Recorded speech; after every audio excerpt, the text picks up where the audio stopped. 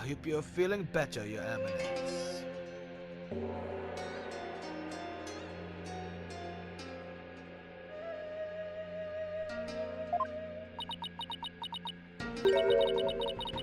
Must I perform the divination seance? What? Oh, no. We will merely require your testimony this time.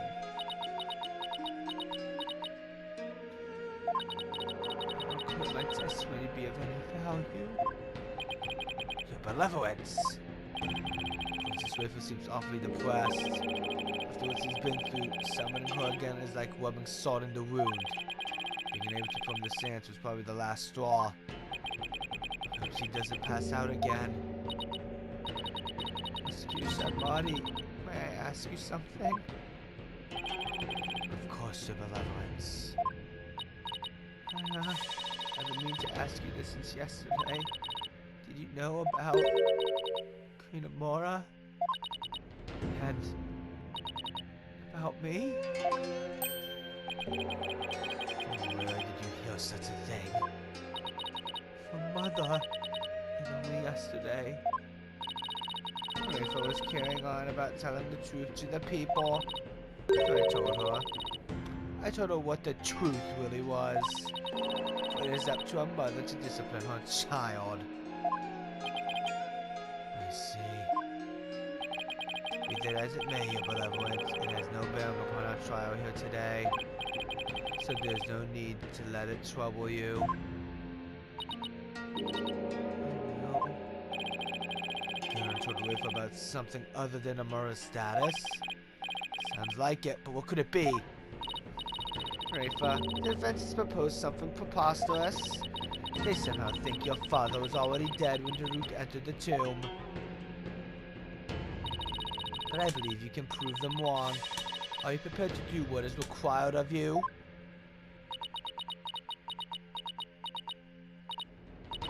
Yes, I'm ready to testify. Very well then, Your Benevolence. Your testimony, if you please.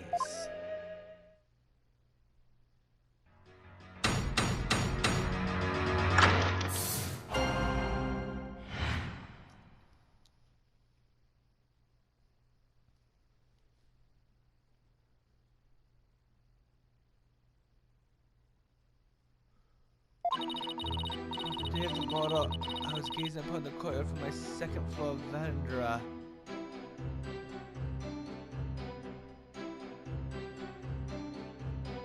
Veranda? Veranda? On my second floor veranda. Around 2:30 p.m., I saw my father heading for Amora's tomb.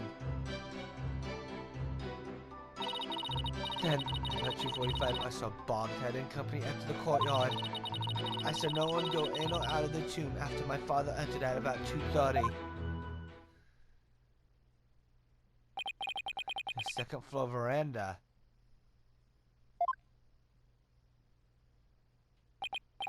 Oh, she must be talking about that house facing Inga's private residence.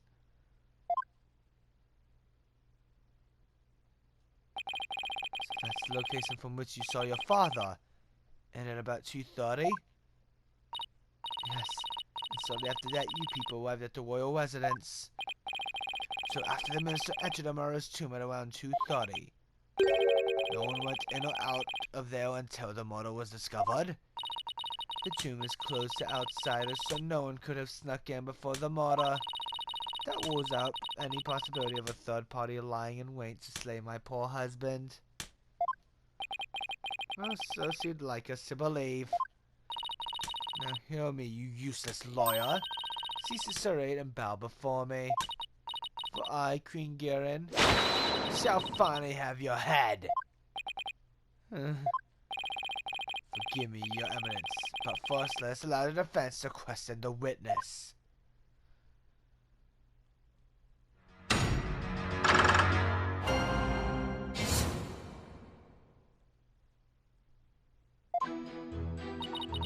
the day of the murder, I was gazing upon the courtyard from my second floor veranda.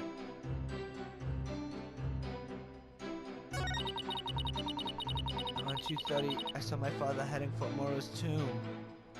Hold it! Did your father seem different or troubled in any way? Let me think. Oh, there was one unusual thing. There was? Yes, a shriek emanated from within my father's quarters. Afterwards, I witnessed him bolt outside. His countenance drained of its usual color. He screamed and he was looking pale. What do you suppose happened? I know not. Perhaps he had a bad dream. Maybe it was a nightmare about being raped over the coals by the queen. It seems our young warrior wishes to hasten his journey to the Twilight Realm. Sorry, that was rude of me. Does the defense believe the witnesses that statement to be important? I believe it is. I would like the witness to add it to our testimony. Father let out a scream and came dashing out of his room, his face pale. Hold it! And why do you think he screamed? Was he surprised by someone who didn't belong there? Did anyone else come out? I didn't see anyone else. It's just my father. That last statement was seriously lacking in conviction. Should I press her on this?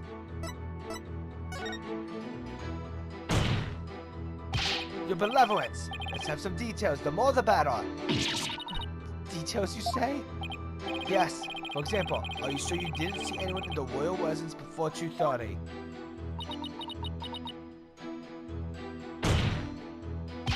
Well, say yes or no.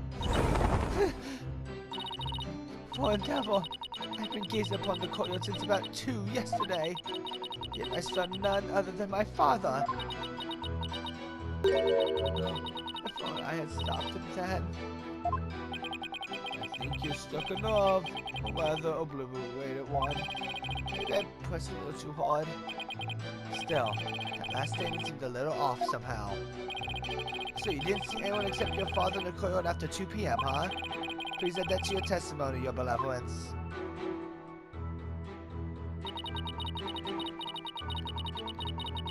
I've been gazing upon the courtyard since around 2, but father was the only one I saw.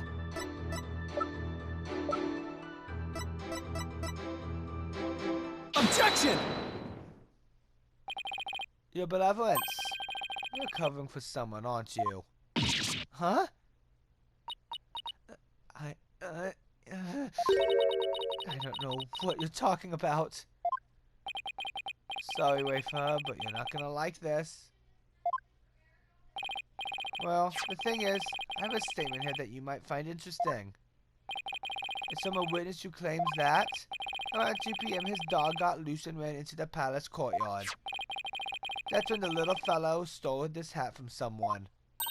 Huh? That's Nana's! I mean, nothing! Never mind!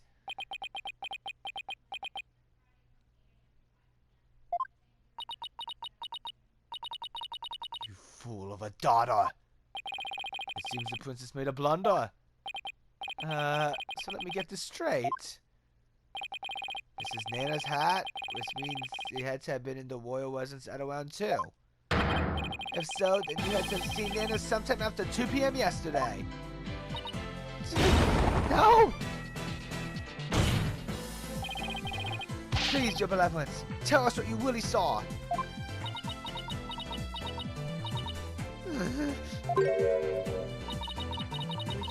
Stay on head.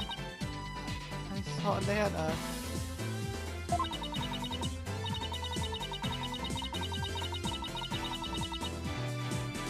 I saw that. I think that dog stole her hat from her in one of my father's residence. Knew it. Why didn't you say so in the first place? Because, my mother told me not to. What? Would you care to explain, Your Eminence? No request to see report said information, but it is no relevance in this case. Objection! Such insolence! agree, then prove that it is relevant to the case at hand. Oh, I will.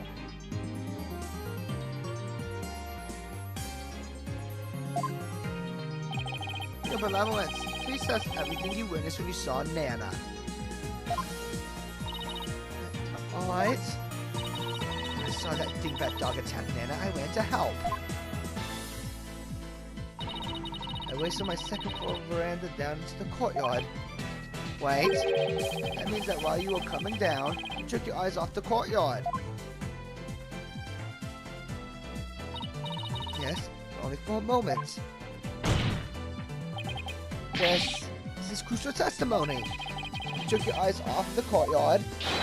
It means somebody else could have entered the tomb without you ever knowing.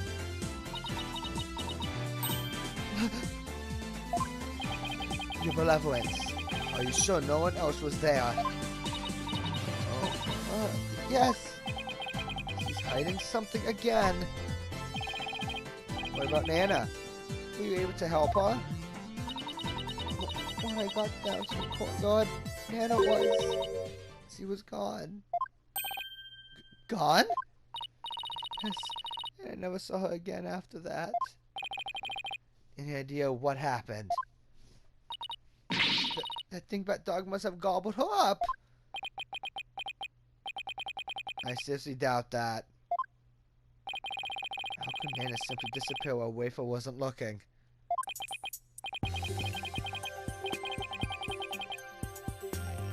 Wafer must know something. The only question is what?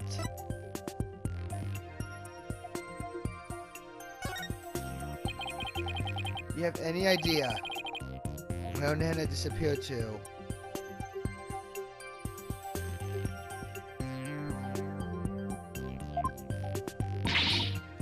What do you mean?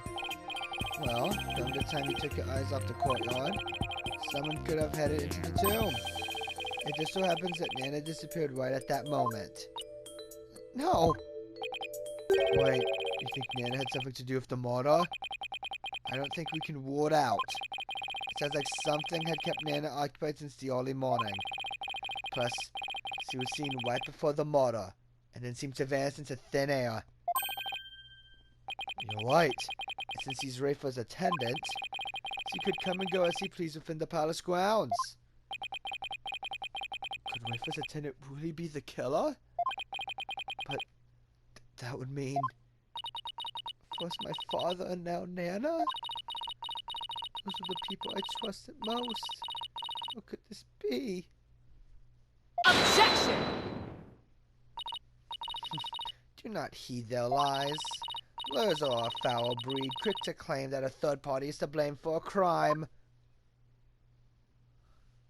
Nana did not enter the tomb, that much is certain. How can you be so sore? When Nana's hat was stolen, that crazed curse spilled an urn full of water upon my husband's doorstep. Is that not why, Trefa? Yes it is. Oh, that dingbat dog was tugging on Nana's hat. It tripped over the urn. The bottoms of her shoes would have been soaked with water. If she had truly headed into the tomb with wet shoes, she would have left shoe prints along the way. The only shoe prints to be found belong to my husband, Inga. That was given the whole time.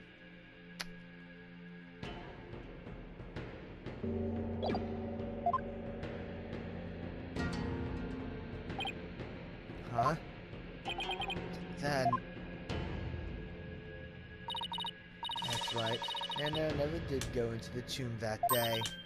Instead, she entered my husband's private quarters. How do you know? It's quite simple. Shoe prints were discovered in Inga's private quarters. Shoe prints that belonged to Nana. That's right. Edriff and I did see some shoe prints in there.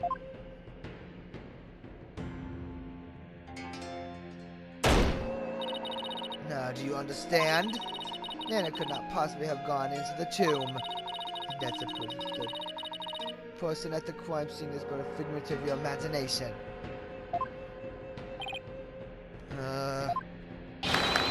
Another glorious seduction. Oh, hail the genius that is your eminence, King Garrett. Bow down before her glory, witless lawyer. Urdi Harakaran!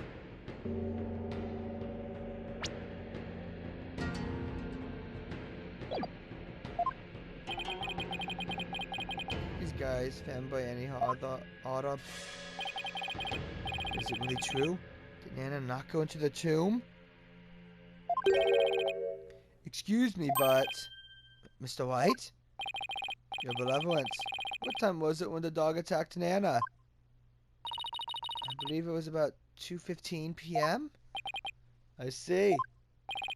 Apollo. If Nana entered Inga's private quarters at around 2:15, and Inga came racing out at around 2:30, pale-faced and screaming then, I know what you're getting at. Yes, that might explain his scream. Would the defense please share their theory regarding Justice Minister Inga's scream? Certainly, Your Majesty. Mr. Inga screamed because...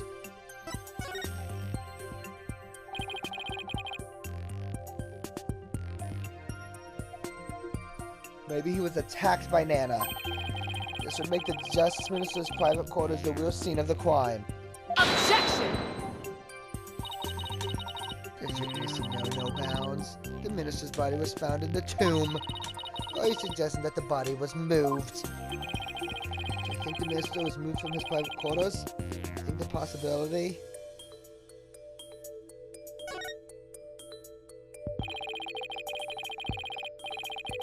Considering the fact that the body was found in the tomb, I'd say there is a possibility. What other nonsense? Wait, have I been watching the courtyard? Yet you would suggest that someone could have transported the body unnoticed? You have a point there.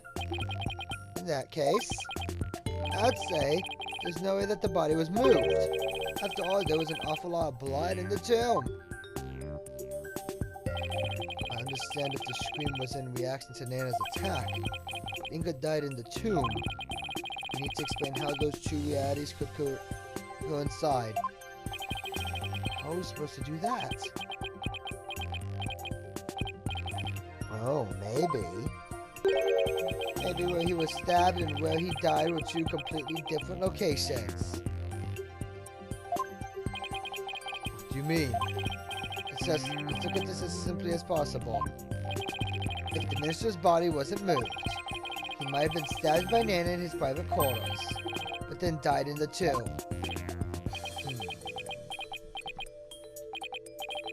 I see. On the one hand, that seems plausible, but on the other, it seems decidedly implausible. Prosecutor Shanmati, what is that fool babbling on about now? Is this a riddle from one of those fortune cookies Americans seem so fond of? Perhaps, but I believe he himself does not know what he means to say. In all likelihood, it was a poor attempt to confuse us. We should simply ignore him. Objection!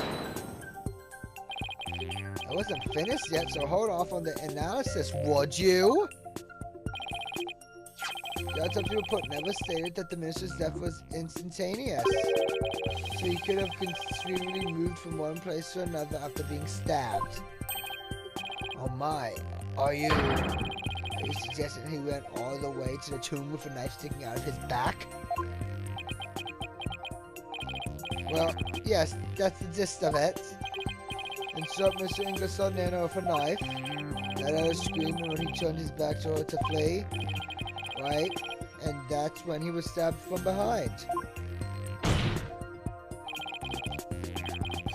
Well, Your Majesty, does my theory hold water? Such insolence! How dare you bore me like this? Uh-huh. You're a humorless moron spewing an endless stream of unamusing drivel. I wasn't trying to be funny, Your Eminence. Prosecutor, enlighten this ignorant clown in lawyer's clothing. Your Eminence.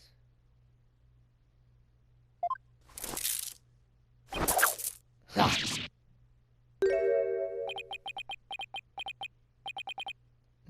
Yuta? You dull, slow-witted, putrid-minded lawyer. Perhaps you would be too stupid to notice you had been stabbed in the back. But a normal person would have noticed due to the excruciating pain. Now hold on! I'm going to teach you the meaning of pain. Please stop! Yuta has a point. I mean, most people would notice a dagger in their back. I doubt someone could ignore pain like this. So in this case, it's the word normally that we should emphasize. Apollo, take another look at the court record. Right. Must be something that explains this. There's a reason Inga didn't feel any pain. And the defense will submit evidence proving just that.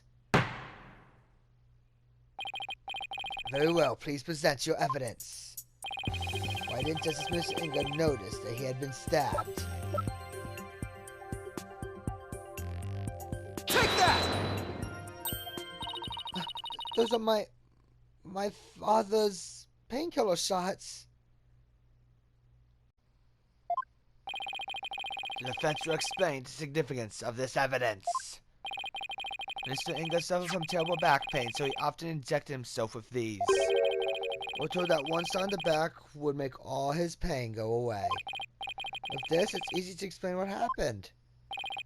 Don't tell me you didn't know about these, your evidence. You can't mean... Mr. Inga was stabbed in his back, close to where he usually injected the painkiller. Therefore, it's entirely possible that he hadn't noticed that he'd been stabbed. What? What's this?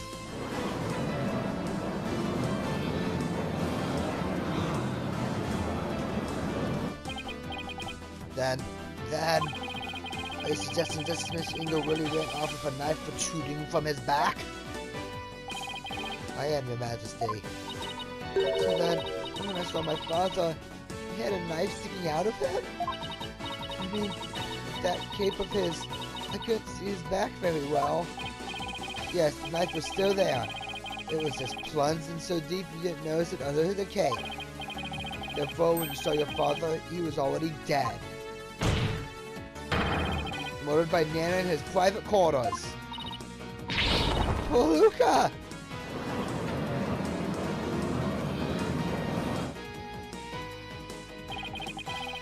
Holy Mother Christ. Are we dealing with the living dead here? Well, technically he wasn't dead yet. I know it's hard to believe. This is a plausible sequence of events. Once Mr. Inga Carey arrived at the tomb, he could have removed the knife and dropped dead from blood loss.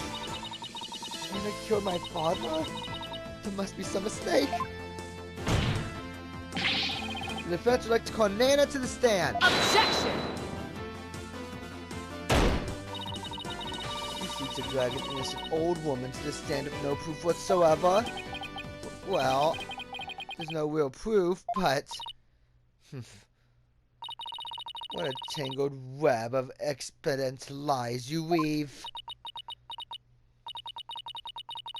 I can no longer tell fact from fiction. Who or what shall I believe in now? I'm sorry, Wafer. All I've done is confuse you. But I have a sneaking suspicion Nana's involved in this case one way or another. That's when I thought we'd blown this case right open. Oh, there's no turn back now. You fool of a lawyer. I know why you're so desperate to prove the accused innocent. You do? Yes, because he faces public execution if proven guilty. As shall you, under the stipulations of the Defense Culpability Act. From the moment you accepted this case, you have had no choice but to fight for your lives. No. The simple fact is I've always believed that Daruk is innocent. Still you cling to your pretense. Very well, I shall offer you a bargain. If you would admit that the accused is guilty right here, right now, I shall overlook your crime of abetting him, and you will not be subject to execution. Is this some sort of joke? Far from it. As Queen, I have the power to grant pardons, even to criminals like you. And with the wave of my hand, I can even reduce the severity of a sentence. Perhaps even further route, should you be willing to cooperate. She wasn't kidding when she said that she's the law here. But to flaunt that power in our faces like that, that's just wrong. Forget all that transpired in our kingdom and return to your own country in peace. Well, will you abandon your defense of the accused and accept my generous offer? If I don't take this deal, he'll be executed along with Daruk if he's found guilty. Yes, I do.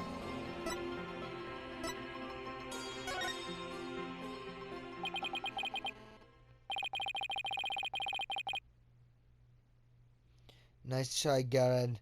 But it looks like you don't know what justice is made of. We won't know to kowtow to threats like this, Your Eminence. Mr. White, I'm sorry, but I can't back down now. I don't want to drag you into this, so don't worry. I'm with you, Apollo. To the bitter end, if need be. No, I can't say I'm used to this. This isn't exactly my first rodeo. But if I'm guilty, you get the death penalty too. You know that? You still want to defend me? I don't know what happened in the past, but it looks like everyone in this country considers lawyers to be liars. So I can understand if you don't believe me. But I still believe in you and your innocence. So all I have to do is keep believing and find the truth. That's all there is to it. So keep on fighting, Apollo. You'll hear no objections from me. You nincompoops! You'll die if you lose this case. Why would you even entertain the notion of continuing? I believe that Daruk is innocent. That's why. And besides, tries just to give the truth a chance to get out into the open. You can't give up just because you're afraid of some punishment. Even if that punishment is death? Is that not frighten you, Hornhead? Who wouldn't be scared? I mean, just thinking about it makes me weak in the knees, to be honest. But as the lawyer, I have a duty to protect my client. I can't just abandon that. A duty you're willing to die for? And yet, Duty. It's a heavy burden, alright. If it looks like she's really struggling. Your benevolence. As Crown Princess, you are destined to rule this kingdom one day. It means there'll be many things that you alone must determine. Things like how to keep your people happy, and what is true and what is false. And most importantly, what role you must play therein. I wonder if I'm even up to the task.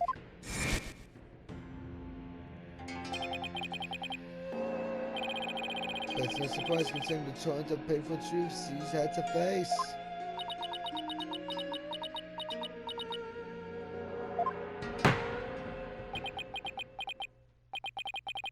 Very well then. If the defense is prepared to face a death sentence under the Defense Culpability Act, I see no reason not to continue with the proceedings. But I must admit, I see no grounds for doubting the accused's guilt. Unless the defense has further evidence that would indict a different suspect. Do we have anything like that? Well, do you have any new evidence you would care to present? Or shall I have the executioner start his preparations? He thinks I can't do this. He's got another thing coming. But first, I have some serious thinking to do. I see that new evidence indicating a different suspect is...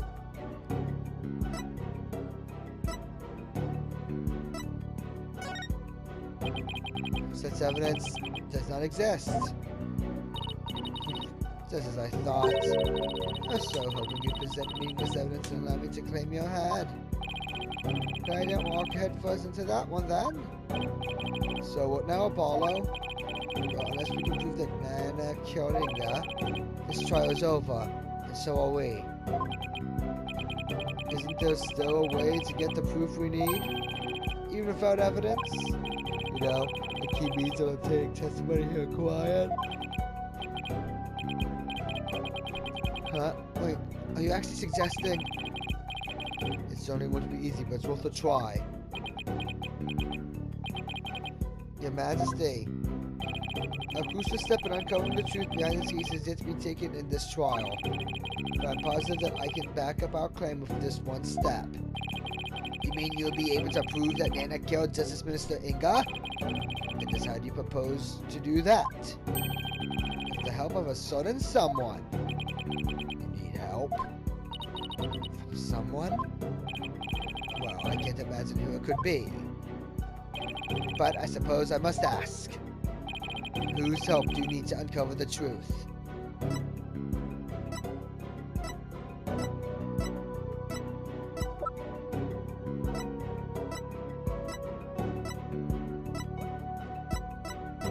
Take that! But that is... me? Here in Korean, legal proceedings include the viewing of the victim's final moments. But that requires your benevolence's help. Such information is just as vital as any other piece of conclusive evidence. If you're right about this, if his powers should enable her to see the very moment Nana stabbed Inga, it would be hard to watch your father's murder. It's the only way to uncover the truth. Your benevolence, we need you and your power. You need me? Objection! Renton Simpleton, did you not see what ensued in the previous attempt? You would only succeed in wasting more time. Here's your goal to make her collapse again. Objection! The princess said she was prepared earlier. Besides, it's her duty as royal priestess. I'd say it's all up to her now. Am I prepared? Prepared to fulfill my duty? Isn't a divination science required at all trials anyway? If so, I imagine there'd be a problem with handing down a verdict without one. Indeed, it would be problematic. Under Chinese law, a seance must be conducted before a verdict can be rendered. Such insolence! Yeah. Must you try my patience so? If I must dispense with that vexing law, then dispense with it I shall. Huh? As ruling sovereign of Korean, I proclaim the following.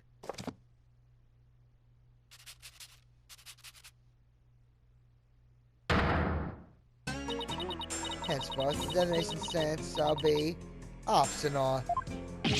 What? She has the power to do that? She just rewrote the law with the flourish of her hand. Hold it! Mother, I do not wish for the trial to end like this.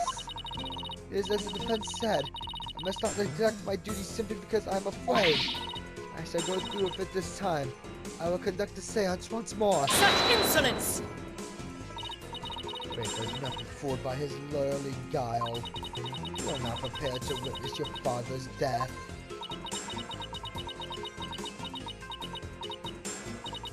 But Ronette needs my help. Draco, did you not tell me earlier?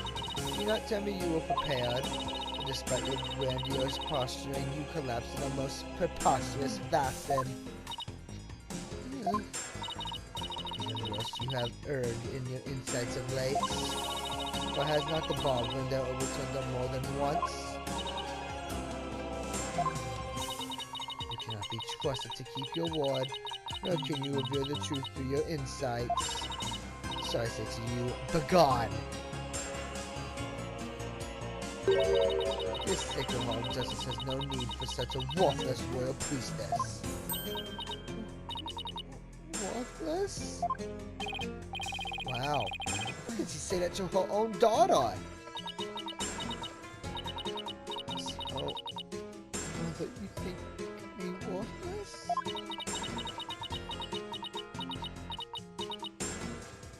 Objection! Her benevolence says she can do it, doesn't she? So I don't see why you have to condemn her before she's even made an attempt.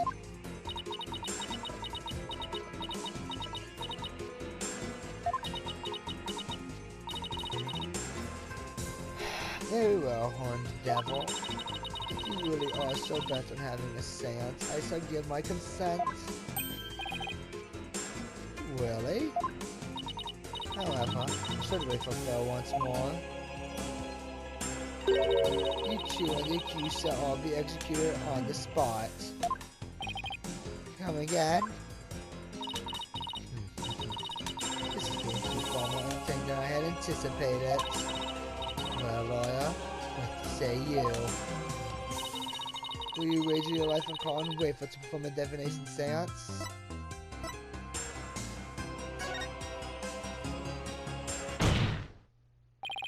I don't think you're worthless, your benevolence. Far from it, in fact. If you say you can do it, then I believe in you. Hornhead, I do not understand. If I fail, you'll be put to death. I know you collapsed during your previous attempts.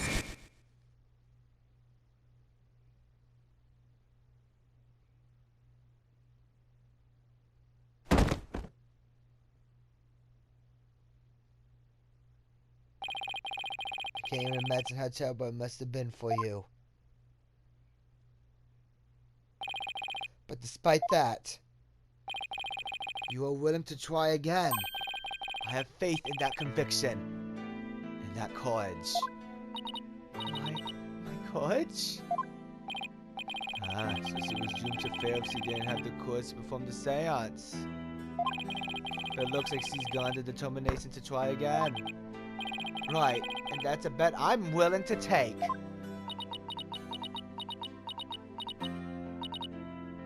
But, as my mother said, I've erred in my insights as of late. Not only have I failed to reveal the truth, I've also contributed to false accusations. From that, can you still say that you believe in me? Objection! I won't take stock in those words, your benevolence. Despite what your mother says, I don't think you made any errors at all. Huh? In the trials I've been a part of here in Karayan, I would have never proven my client's innocence without your seances. Because even though they didn't always reflect the absolute truth, the insights they provided served as vital leads to finding the truth. Vital leads? My seances? So please, your benevolence, try to perform the divination seance one more time. Objection!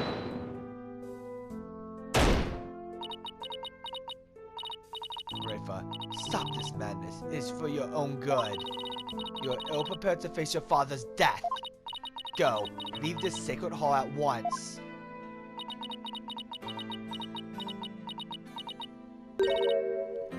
No! What did you say? I said no, Mother! For I am the royal priestess of Korian. I have no need for you now. Even if you do not need me, Mother. Hornhead in this Hall of Justice too. He proved that to me by risking his own life. It's because of him that I now understand. The divination seance is my sacred duty. I must fulfill it no matter the risk.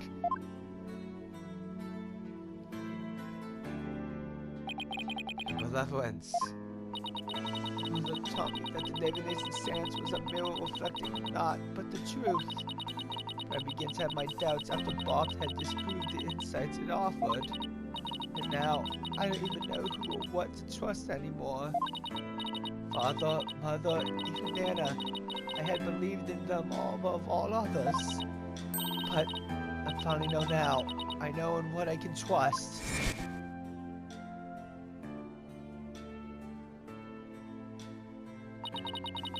The royal priestess must debate each seance with the preceding lawyer and prosecutor.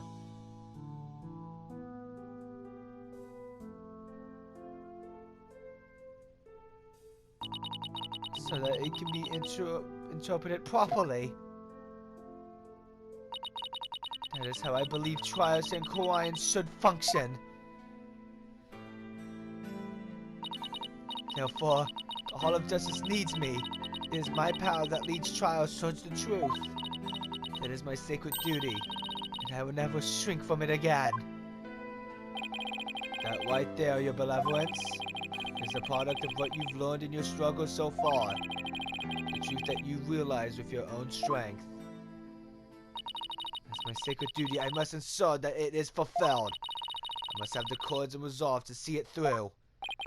Your Eminence, the Royal Priestess says she will conduct a divination seance. I see no grounds for you to forbid it. Unless, of course, you are worried that it might reveal something you find inconvenient.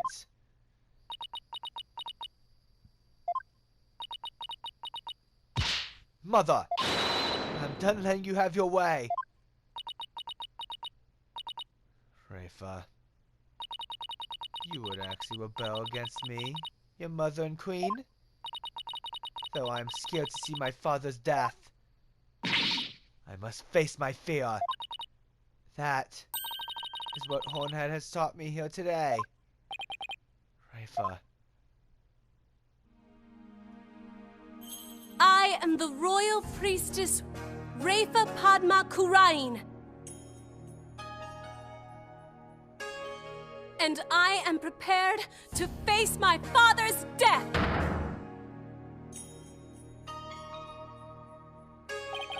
Your Eminence, it seems the princess is more grown up than you thought. Rafa. Well then, let us proceed with the divination seance. The victim's final moments. This should be interesting. I wonder what Inga's memories are going to show us.